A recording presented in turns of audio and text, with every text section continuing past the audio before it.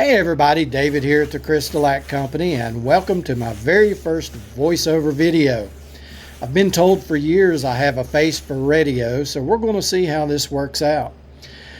Today I've decided to work on this old MDF table that was, just been kind of sitting around. It was left by the previous homeowner when we purchased our home a little over a year ago, and it's been used as a junk table in our home office, and just demos have been shot on it. It's just an old beat up rough table, and I thought, hey, while I've got a little time today, let's refinish the top of this table and give it a new look.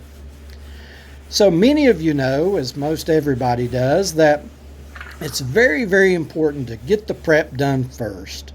With this old table, I decided to go with the denatured alcohol and some paper towels. We always recommend clean, scuff, and clean again. So the first part's giving it a good wipe down with the denatured alcohol. You can use our surface conditioner if you have it on hand. It works great for the same thing. Then I use our 220 sanding pad. As you can see here, you can find it at the Crystalac store. Use our 220 sanding pad to go over the whole table again. Ensure getting the corners, the edges, any deep grooves, anything like that. Just a light scuff sand. You don't want to go through that paper thin veneer on top of these MDF boards. It's really hard to repair the wood grain appearance. Now finally, and now I say finally, but this has actually taken me about 15 minutes at tops to load the video, open the can of denatured alcohol, unroll the paper towels, and give it a good clean, scuff, and then clean again. Look at all that junk still coming off of there on the second clean. So I'm satisfied with the cleanliness of it, and I've decided I want to go with something a little bit different, something you guys may not know about. This is our Extreme Protection Polyurethane. Now, it of course comes in clear gloss, satin, and in an awesome matte finish that many of you furniture flippers love. But what you're looking at here is our colored Extreme Protection Polyurethane. We have multiple colors. As you can see, this is the red. We have it in white, yellow, black, and blue. One of the very cool things about this is all these can be mixed together to make any color that you want. But I decided to go with the red, and I may put a yellow over top of it once it's dry. I'm going to give it a couple hours to dry.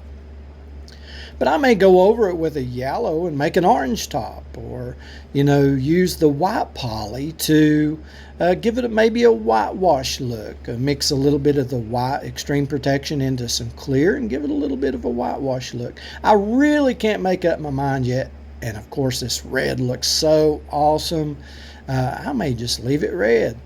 So nonetheless, great point here. Light pressure when applying these products. You're not trying to build a big, thick, heavy coat. You're just putting down a thin coat, just a nice, simple, easy, light pressure.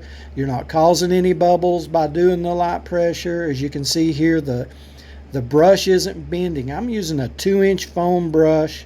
I'm not worried about any lines. Hey, this is Extreme Protection Polyurethane. Self levels. The clears or none of our top coats will ever amber or yellow or break down or get sticky. One of the great things I love about our Extreme Protection Polyurethane for tabletops is once it's had an opportunity to harden up and cure up a bit, you can set a hot coffee cup on it, a sweet tea, iced tea, whatever you like, and it's not going to leave those ugly rings. You don't have to worry about those ugly rings. And look at that, nice, even, long strokes. Man, you'd think I did this for a living. So, again, just real simple, clean, scuff, clean. Put a little colored poly on there, wipe it out. What I love about this is since it's translucent, you can actually see some of the wood grain in there, and it even looks more like a real hardwood table than it did before. Touch it up just a bit. Had a little bit of a line there that I missed. Look how easy that is. I love the 12-ounce bottles. squirt it on like ketchup. You've got a good 5 minutes or so work time. You're not concerned about any lines here, any miss spots. If you do miss a spot, which you shouldn't, especially with the colored poly, because you can see where you missed, but you're not worried about any lines. You just wet it and forget it. Put it on there.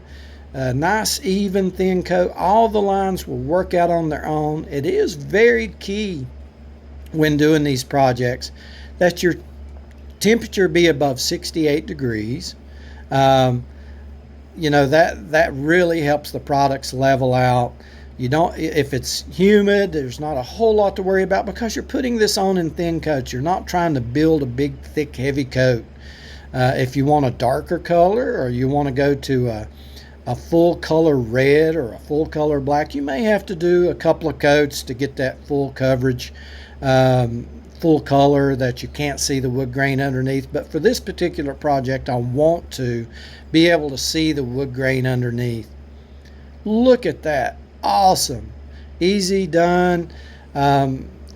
Entire video so far is about 6 minutes, probably 7 minutes to clean, scuff, clean, and then apply my first coat of red Extreme Protection Polyurethane. Look at that. Nothing to it. I'm going to take you some still photos here. Hope you guys have enjoyed. If you have any questions, be sure to reach out to us at the Crystalac Company.